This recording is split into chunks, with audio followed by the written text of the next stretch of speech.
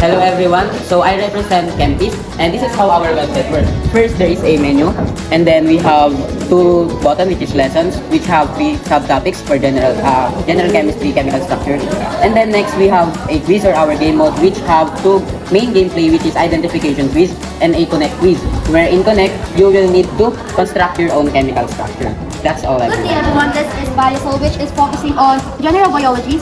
First we have two topics about cell parts and cell cycle. For the cell parts we have eukaryotes and prokaryotes, and cell cycle we have here the summarization of the cell cycle and the quiz which has a two types also which is cell parts and cell cycle. That's all. Good morning everyone. This is Matt. This is an interactive application for grade 10 students in understanding and circles in mathematics. It has three main features. First one being the lessons, second one being the illustrations or visuals, and finally the actual activities.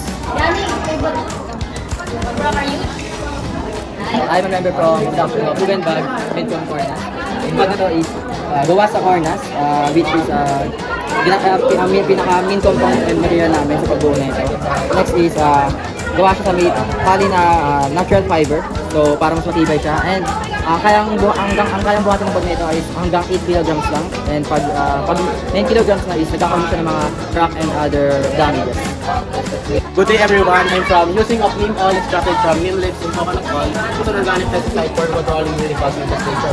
So what we do is, kumukuha po kami ng mga neem leaves and ini-extract po namin yung acid-wrapping na components nito and hinahalo po namin sa coconut oil which is pwede namin siyang gawing pesticide and then after nun, para makontrol namin yung millibugs infestation sa mga houseplants. Yun lang. So this is our device, the effectiveness of automatic soil moisture sensor with water sprinkler. So this device detects the dryness and the wetness of the soil. So when it's dry, it will pump out water, but when it's wet, it will stop. So this is used for farms, small gardens, and for our agriculture. And it is powered by solar power, so that it can power through for 1 week, 1 month. So good day po. We are the development of solar power charging station located by recycling plastic bottles.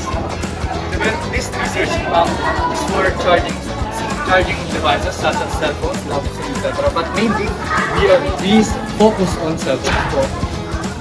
Nilagay na po yung bottles. Nilagay. Bottle detected and servo activated. Malalaglag po yung bottle. Then, magbibigay po siyang 3-minute charging.